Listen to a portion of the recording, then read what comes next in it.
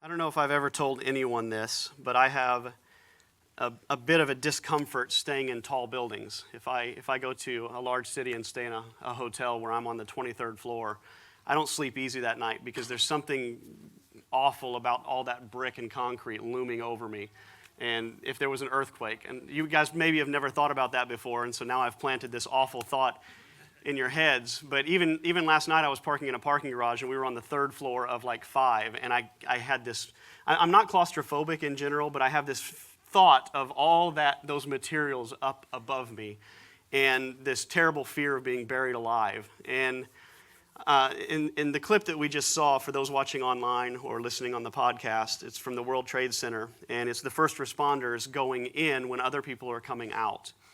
And I have a hard enough time going into a hotel that's stable, much less one that's been hit by a plane and is imminent. The collapse of the building could be imminent. But on that terrible day, men and women went in and risked their lives for other people to make it out. They went in to create order out of some chaos and try to expedite people leaving the situation. And many of them met their end because they were heroes. And I wanted to talk today about this topic of heroes and what it takes to make a hero. So in the clip that you just saw, and I'm sure these kind of things went down that day, is somebody had to volunteer. They said, "Who's in?" And all of a sudden, guys like me were thinking, I have 4 children at home. One of them's four weeks old. So what does it take to make a hero? What does it take for a man or a woman to arrive at the situation that day where they say yes? Where he says step forward and they do step forward. And so today's topic is making of a hero, and I'm embarrassed about my font today. I know that's really ridiculous, but I had a really great superhero font and I forgot to bring it, so now we have these really lousy fonts, and I apologize for that. But what is it that led up to that moment? Or, you could look at countless moments across history where people stepped up. What was it that led them to that moment? And it could be just a breakthrough moment where somebody who was a total weenie their whole life stepped up and sacrificed their lives for others. I'm sure those kind of things happen. But my guess is on that day, on 9/11, when men stepped up or women stepped up, my guess is that their life had led them to that point, that they had been a person of sacrifice, a person who stepped forward consistently, who had been trained to step forward. And so I wanted to talk about a little bit of how do we put ourselves in those positions where if the day comes, we will be ready. And I'm subtitling this sermon today, Get Up Off the Couch. And this last week, like I said, we have a 4-week-old, a 2-year-old, and the 2-year-old is the handful right now. The 4-week-old's, in fact, the 4-week-old's in the room with us right now, and nobody even knew. He's a piece of cake at this point. But at some point, my son had thrown a ball up the stairs, and a glass had crashed and strewn glass all over the upper floor. And then soon after that, the 4-year-old was screaming and yelling because the 2-year-old had pulled her hair, and the 2-year-old was screaming and yelling because the 4-year-old was screaming and yelling. And so Kara had put down the infant, the baby, to take care of the other 2 when the baby started freaking out. And like I mentioned a couple weeks ago, I can't breastfeed the baby, so there's really nothing. I can hold the baby, but the baby freaks out until it gets some milk. Hey, another baby in the room. Good to see you.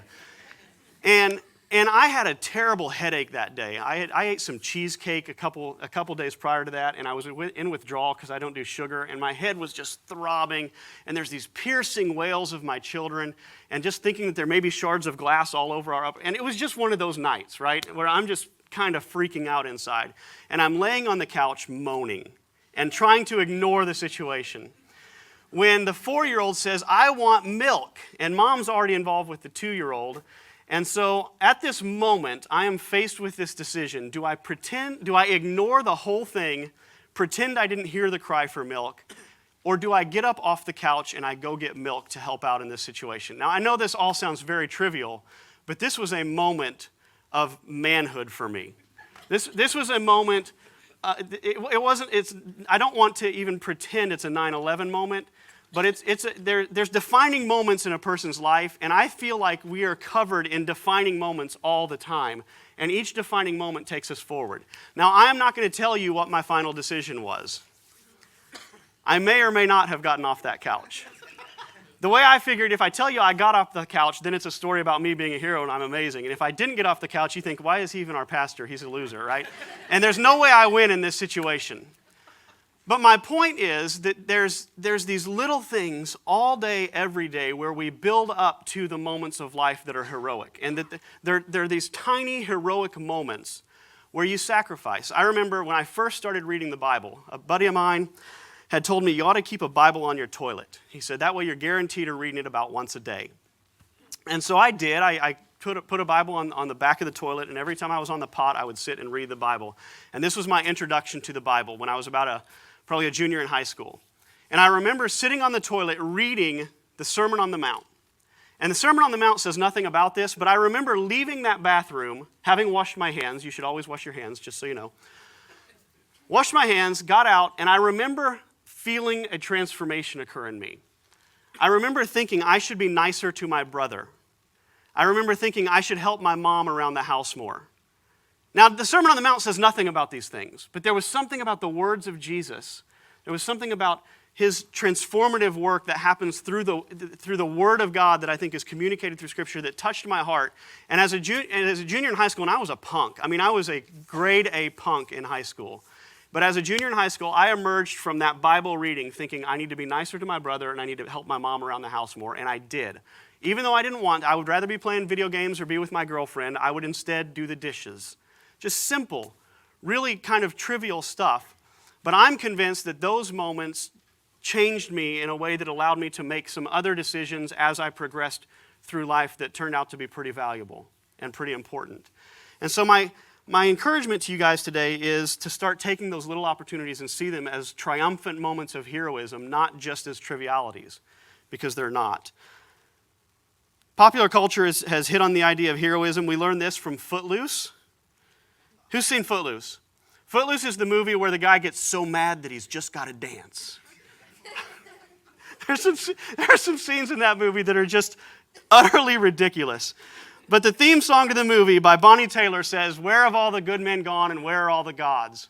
Where's the streetwise Hercules to fight the rising odds? Isn't there a white knight upon a fiery steed?" And it sounds like she just needs a man.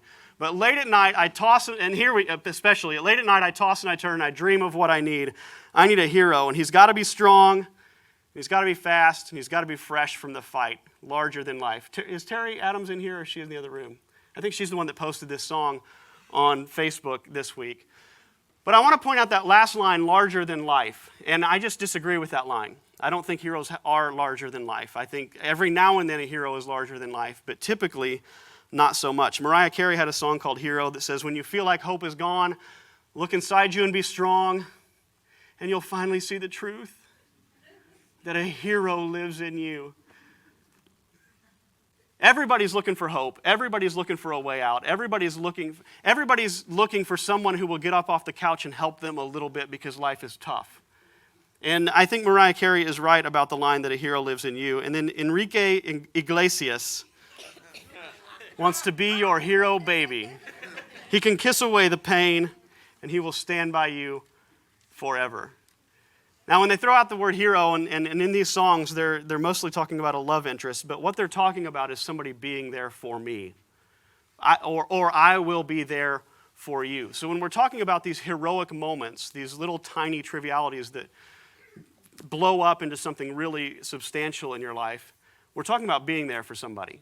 We're talking about laying yourself down for another. I wanted to define heroism, and one of the worst things you can do as a public speaker is just get on there and say, well, Webster defines such and such as such and such. So many people start speeches that way, and it's just kind of a bad idea. But I really wanted to define heroism, so I went to the font of all knowledge, which is Facebook. And I said, how do you define heroism? I said, I'm working on a sermon. How do you define heroism? And I was shocked at how many responses I got. I mean, it's just page after page of people defining what it means to be heroic. And then you've got your boneheads that post their songs and say little snarky comments and such. But for the most part, people gave really consistent and clear answers that had a lot of uniformity to them. One person says it's someone who risks everything to go above and beyond. Another one says fearless to serve others. You'll see a pattern. Selfless. One who steps up in the face of opposition and does the right thing for another with no or minimal benefit to oneself. And I just got all kinds of answers. And you'll notice a pattern.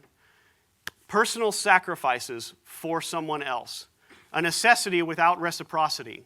Sacrificing oneself for others. And it was just consistently across the board. Two themes is one was sacrifice, and two was for someone besides yourself, that you're not looking out for yourself. And if we're going to talk about these little moments, getting up off the couch, I think that's what we have to decide is, I don't want to get off the couch right now, or I don't want to go to the April 7th outreach, or I don't want to call up my friend who I know is struggling because I've got struggles of my own. That's what we're talking about. We're talking about making, when you don't want to, it's not sacrifice if it comes easy. There's a cost involved. And so we need to recognize these moments that are presented to us constantly. And one of the ways to recognize it is because in your brain you're thinking, I don't want to do this. That doesn't mean you're in a bad situation. It means you have an opportunity to shine. One of the best definitions I got, I noticed Christy Duke said, noble, brave, selfless protector, cape optional. So we're not talking about the people that fly around every day. Maybe you'll get the opportunity to be sort of that person. It's the old adage, always be yourself unless you can be Batman and then be Batman. You know, you may have these opportunities every now and then to do something extravagant and wild and uber heroic. But for the most part, most of us are going to fade into antiquity, having never been known, but maybe, perhaps, living a life of little small moments consistently that revolutionize history. So we're looking at the little moments.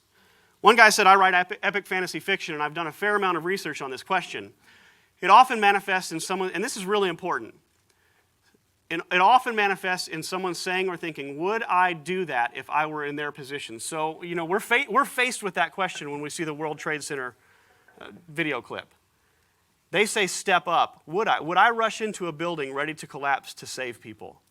And when we hear about stuff that's heroic, even something like as simple as getting off the couch when the kids are screaming, we hear that. These situations confront us with ourselves of, would I make the sacrifice? Would I step forward? And he says, I don't know if I would, and should work to get to a place where that would be possible. And that's the key today that we're talking about, is we're confronted with these situations, and we're confronted with these questions every single day. How do we move forward? How do we work towards saying yes when someone needs our help and being there for people? Is Hannah Sailing in the room? Hannah gave us a brilliant definition of heroism, and she said, someone willing to do something that will offer them nothing but could cost them everything. And then she added this, which I thought was poignant. Sometimes it's one dramatic event. More often, it's a day-to-day sacrifice that they may not even know that they make. That's a really important part of the equation, is sometimes you're not going to feel like a hero. My wife is a superhero. She should have a cape. But I don't think she goes through her days every day feeling like victor of the world. I mean, it's a grind to breastfeed a baby all night, to get up and make oatmeal for other kids, to care about a bozo like me. It's a grind, and she probably doesn't feel heroic every single day. But we're surrounded by people, and probably a lot of people in this room, you are heroes and have no idea of it. The people that I'm thinking of, and I'm going to let you yell out different types of people in just a moment. But for some reason, single moms and dads have really been on my mind as I prepared this sermon. And I was raised by a single mom. I've known a lot of single moms and dads. I know how hard it can be. And that grind, I can't think of doing this thing alone that I get to do with my wife. But there's moms and dads, and you don't feel like a hero. And just moms and dads in general, the sacrifices you make are big time. I think about teachers. Teachers that go in day after day with they don't get paid a whole lot. They don't get a whole lot of pats on the back, and yet every day they step in front of kids and try to make a difference in their lives. And we're surrounded by people every day that are making sacrifices. Who are some people that come to mind for you guys just right off? Let's just rattle some out that are heroes in the everyday grind that maybe don't think that they're heroes. Caretakers, yeah, for sure. Anybody else? Lacey, I agree. Lacey is a superhero. She deserves a cape. I need to get like a big light that I put up in the sky when I need Lacey's help. Anybody else? What's that? Tronda at Teen Challenge, yes. People who work at Teen Challenge and other recovery centers and are making a difference in people's lives, they get very little pay. I know because I've seen some of the job descriptions. They get very little pay, and yet they do the grind because they care. Anybody else? Healthcare providers. I have lots of friends that are nurses, and I know. In fact, I was talking to one of my nurse friends yesterday about a situation at work, and they have a particular policy where they're not allowed to give narcotics out after 90 days after surgery. That's their policy at work. And she was talking about how many awful names she's been called because of that policy alone. And so, they get railed on, they get underappreciated, they're in bodily fluids all the time. It's hard, grinding work with terrible hours, but they're doing it because they care about people and they serve people. And so I wanted to bring all that up because I want to change the way we view the word hero. We hear the word hero and we think either, the one who will kiss my pain away, or we think about the Caped Crusader flying around, whereas the real heroes, you don't really know much about them very often. Dr. Martin Luther King Jr. said this quote that is repeated over and over, and I've probably mentioned it in here before. He says, "Everybody can be great because anybody can serve." You don't have to have a college degree to serve. You don't have to make your subject and verb agree to serve. You only need a heart full of grace, a soul generated by love. That sounds a whole lot like the gospel of Jesus to me, is that everybody can be filled with this kingdom of God love that transfers over into the lives of the people around them. Which is nice to talk about in principle, but when we talk about getting off your butt, getting off the couch, writing the letter that you need to be writing, visiting the friend that you ought to be visiting, calling your mom, it's a different thing. There's sometimes you just don't want to do this stuff, but if your heart is generated by love, if Jesus is working in you, it prompts you into action, not just principle, but action. And the Bible is replete with ideas on sacrifice. The definitions that we saw earlier, this is basically the central theme of the Bible. The central theme of the Bible is lay yourself down for another. The big laws in Jesus' mind were love God with all your heart, soul, mind, and strength, and love your neighbor as yourself. And that involves doing something. It involves getting off the couch. It involves stepping forward when the day of danger comes. And so we want to become people who are willing to do that. And some of that is a daily grind. If you read in Ephesians, it talks about Jesus. It says, walk in the way of love, just as Christ loved us and gave himself up for us. And this is going to shock you guys, but we're going to talk about Jesus quite a bit as we move forward. He gave himself up for us as a fragrant offering and a sacrifice to God. Even the Son of Man, and that was a title for Jesus. So even Jesus did not come to be served. So the King of the universe didn't come to sit on the couch to be fed grapes and fanned. Instead, he came to get off the couch and feed someone else grapes and fan them. Whoever might desire to save, this is one of the hardest passages in Scripture. Whoever might desire to save his life will lose it, but whoever loses his life for my sake will find it.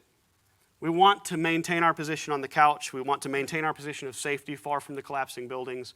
We want to protect ourselves and our circle of influence. But what Scripture seems to teach is that that's not the ideal, most basic way for a human being to survive and thrive, is that what you were really designed for was to be consistently offering yourself up to someone else, to others. I was talking to my staff this week about the sermon coming up, and just so you guys know, we've got Easter service next Sunday, and then after that we're starting a long series on Christianity 101. We're just going to talk about the absolute basics of what it means to be Christian. We're a church for not-so-churchy people, and I feel like we do a pretty decent job of getting people in here that don't have much of a church background at all. And so when I say that Ephesians says such and such, there's a lot of people in the room that say, what's an Ephesian? I have no idea what an Ephesian is. And so we're going to go way back to the basics. We're going to talk about what is prayer? What is worship? How do you worship? What does it mean to worship God? What does it mean to have our identity in Christ? So even the label Christian, what does that mean? So that's what we're going to be talking about in a couple weeks. But I was talking to my staff, and we have this one-off sermon today before Easter, before this series started. And I was kind of unsure about what to talk about today. And Andrew Lutz mentioned the Lenten season. And, in most Protestant evangelical churches, you don't hear a lot about Lent. And in the Catholic Church and in more, I want to say ecclesiastical churches, I'm not sure if that's a perfect moniker or not, but in more formal feeling churches, you'll hear a lot about Lent. And Lent is the Easter season. It's the 40 days up till Easter where people make sacrifices. And some of you will probably get irritated with Daylight Church a little bit when it comes to Father's Day and Mother's Day and Easter and Christmas, because I don't think we make as big a deal out of those things as maybe some churches do. I notice driving around town right now, you'll see these huge banners about Celebrate Easter, and it really is. It'll be the most packed service we have throughout the year. But I've got this like internal catch in me that says every day is Easter. I've got this internal thing in me, and it's probably wrong for me to think this way, but it's just like every day is Resurrection Day. Every day is a day that Jesus is alive and well and born. And every day is Christmas. Every day is Mother's Day. Every day is Father's Day. So I'm not saying we shouldn't celebrate. I think that. But there's this thing in me that happens. And so when I hear about 40 days of Lent where somebody, gives up soft drinks for 40 days, I promise I really am happy about that. But my point today is we need to think along the lines of Lent 365 days a year, 7 days a week, 24 hours a day, is what can I sacrifice today? How can I get up off the couch today to love God with all my heart, soul, mind, and strength, and to love my neighbor as myself? And so I want to encourage just the concept of annual Lent, just year-long Lent of challenging yourself to make sacrifices, stuff you don't want to do. I don't want to confuse Lent, L-E-N-T, with Lent, L-I-N-T. This is the Guinness Book of World Records' largest collection of belly button Lent. This person needs a life. I think we can all agree on that. I'm sorry I put that up there. I was really hesitant to put that up there.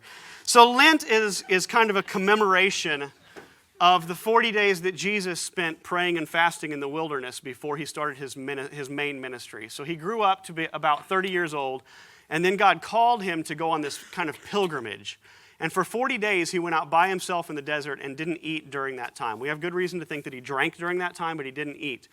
And amazingly, it says, at the end of those 40 days, he was hungry. It says Jesus was led by the Spirit into the wilderness, and after fasting 40 days and 40 nights, he was hungry. Shocker. The tempter came to him. And I'm not here to talk about fasting. I'm not here to talk about anything in particular that you ought to give up. But even Jesus, the King of the universe, thought that I've got to start this thing by laying myself down, by laying down what I want, what I desire. The most base carnal needs a man has. Food is like in the top three. You got air, water, food. Those are top three in order. You got to have air for every 60 seconds. You got to have water every 3 days. You got to have food every 40 days or you're toast. So he said, I'm going to lay down my base desires, and that's how I'm going to get started. And so somehow this sacrificial idea is built into the ministry of Jesus. Now I want to talk to you about some bad ideas for Lent. Number one was to give up all your left shoes. I just thought this was ridiculous, and I didn't know why you even brought it up. Giving up opening doors with your hands.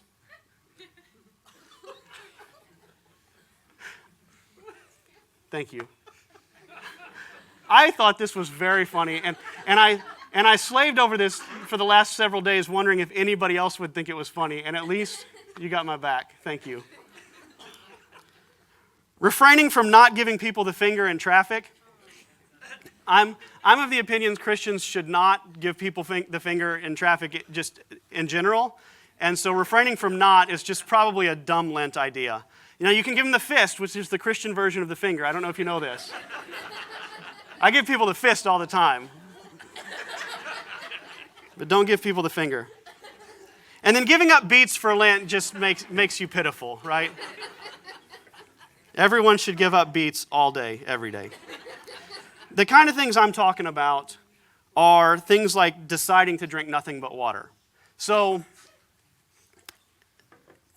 some people, it's probably a pretty common thing that people will say, I'll give up coffee and soft drinks for Lent. And for 40 days, they'll do it. What I'm saying is that you're looking for stuff like that consistently and constantly. I'm not saying you should give up everything, drink only water for the rest of your life. But what I'm saying is, if you want to be a person who gets up off the couch when you don't want to get up off the couch, that walks into the collapsing building when other people are running out, you kind of got to get this idea of sacrifice down, that you're willing to lay down stuff. So I put that one up on there, and some of you think, no way, no how, I could never, right? Probably most of you think that. Well, I would say when you're standing at the Twin Towers and one of them is collapsing, your heart would say, I cannot go in there. There's no way, there's no how, not ever. And I think there's a training that occurs in your life when you make sacrifices that you think you couldn't possibly make. Go into your closet and pick your 10 favorite articles of clothing. If clothing is an issue for you, if it's something that holds you, if when you get depressed you go shopping, this is going to be a really challenging thing for you. But go in your closet, pick your 10 favorite articles, and give them to somebody. Give them away. Buy someone's meal once a month. Go into a restaurant and pick out someone that you, and this can be kind of fun. You just look around the restaurant and say, God, who have you got for me today? And you call their waiter over and you pay for the meal and say, please don't tell them who did this. And that's hard, especially if you're out on a nice date at a nice restaurant, something like that. If you're out at one of your favorite places, it can be challenging to fork over that kind of money.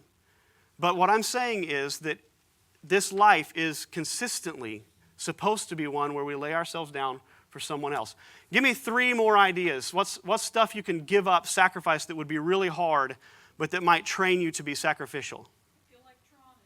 Electronics? No, thank you. Boy, I'll tell you what, you tell somebody put your phone down for a week, man, that's hardcore for a lot of people. Somebody else?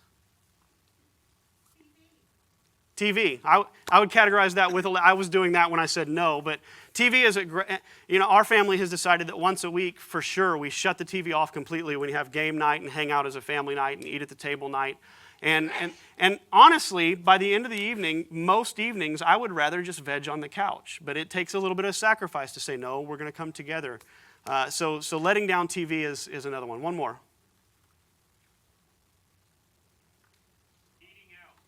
Eating out. Ooh, that's tough. But yeah, if you decided to, you can change. There's a lot you can change about how you eat that will train you. Fasting, in my opinion, is a very important discipline. If you want to know our take on fasting, just go search for fasting on daylightchurch.com's media tab. We have an entire sermon on the topic of fasting. But whether it's fasting, to where you'll only eat certain foods for a while, or you won't eat at restaurants and you'll only eat at home, those are great ways to discipline yourself. And that's kind of what we're talking about here is 365 days. So all day, every day, looking for ways to discipline yourself. And the churchy way of saying it and kind of the Bible way of saying it is to kill the flesh. It means you have these desires, these hungers that are built into you that are natural and normal. And when you decide to kind of squelch your natural, normal desires, it somehow builds something up in you, some kind of confidence, some kind of self-sacrificial nature, so that when the day comes where you're given a choice of will I or won't I, you've made that decision 1,000 times in the past, and it kind of comes naturally to you.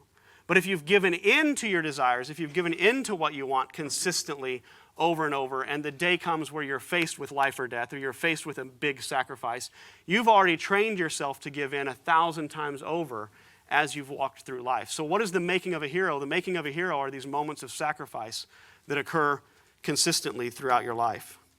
Steve Taylor is the consummate Christian rocker. Back in the 80s, he had a band called The Perfect Foil, and he wrote a song called Hero. And it's pretty, what's the word I'm looking for? It's skeptical of heroism. It's kind of a downer, the way he talks about heroes. He basically says, we don't have very many good examples of heroes. And he says, heroes died when the squealers bought them off. They died when the dealers got them off. Welcome to the in it for the money as an idol show. When they ain't as big as life, where's the boy to go? So here's this concept again of a hero is larger than life. And when he's saying when you don't have any heroes that are larger than life to look to, what's a little boy to do? He says, hero, it's a nice boy notion that the real world's going to destroy. So he's pretty dark and sinister in his views of heroism. He's a skeptic. He says, it's a Marvel comic book Saturday matinee fairy tale boy. So he just doesn't, the writer of the song is writing as someone who doesn't see a lot of heroism around him. But then he says this is a very, very important part. He says, when the house fell asleep, from a book I was led to a light that I never knew. I want to be your hero. And he spoke to my heart from the moment I prayed. Here's a pattern I made for you. Who do you think the hero is in this equation? I read these lyrics and think that he picked up the Bible and Jesus said, there are heroes, and here's what a hero looks like. And this has become my favorite picture of Jesus. This is the picture that I'm consistently using for Jesus in the presentations now. And it's the picture of him raising a dead girl to life from death. Her father was devastated at her death and begged Jesus to come, and Jesus came and raised her up. Jesus is what they call the heroic archetype of all archetypes. Now, some of you in here today, you would not consider yourself a Christian in the sense that you don't believe what typical Christians believe. You have a really hard time believing in the virgin birth, for example, or that a man could ever walk on water, or specifically that a dead man could come back to life, a dead man could be raised from the grave.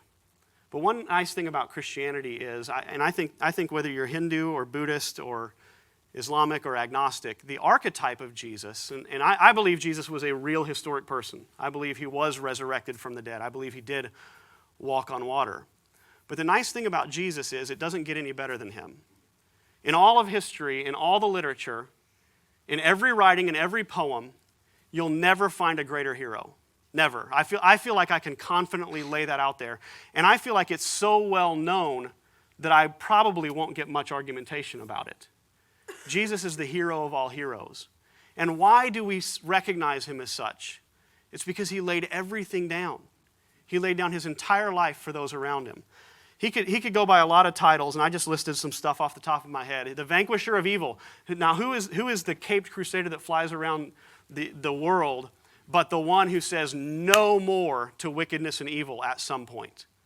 These human traffickers that are dragging women into our county coming up soon, at some point, Jesus is going to stand up and say, no more. It's going to happen. He's a warrior that can take care of business. But so we ask the question, why do bad things happen to good people and good things happen to bad people? That someday this Jesus is going to set all that straight.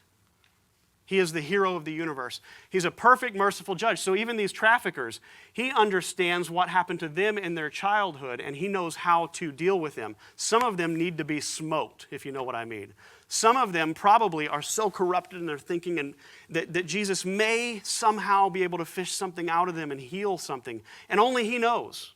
We don't know, but he is the archetype. He is the perfect hero. The master of serenity. In the face of terrible danger and torture, he kept his cool and loved the people around him. Creator of the cosmos, kind of a big deal. Infinite love. I put the forgetful one in that he just lets stuff roll off of him. He doesn't keep a record of what you did wrong and despise you for it, but instead he sees what you could have been, or he sees the best in you. The almighty, all-knowing, omnipresent king of everything. And then finally, he's the one who steps forward into pain. This is what we're talking about today, is if you want to see what it means to be a hero, you'll never see a greater example than that of Jesus, who had everything. He had everything to lose, nothing major to gain. And he stepped down into a torturous situation, walked a very humble life, fasting for 40 days in the wilderness, taking a beating for us. He was the consummate hero. So when it comes to the day-to-day grind of how do we live our life, how do we make our decisions so that we can, what is the making of a hero? My opinion is the greatest way to make a hero is to wear that, is that bracelet WWJD. And it's more than a bracelet. It's what would Jesus do? It's in every, so when I'm sitting on the couch and the kids are screaming and one little girl wants milk and my wife is a bit frazzled because she's got 3 kids to take care of and my son is breaking something upstairs, and my temptation is to sit there and say, no. And I'm not saying you should never rest. Don't hear that. But when I'm faced with these situations in a day-to-day grind, when you're faced with a situation at work, whether to lash out at a coworker or to think about maybe what's going on in their life behind the scenes, in all these situations that you're faced with every single day, if you'll ask the question, what would Jesus do in this situation, most of the time you're going to come up with the answer that he would step forward. Whether a tower is collapsing or whether it's a kid who needs milk, Jesus is one who steps forward and offers himself up when there's nothing in it for him.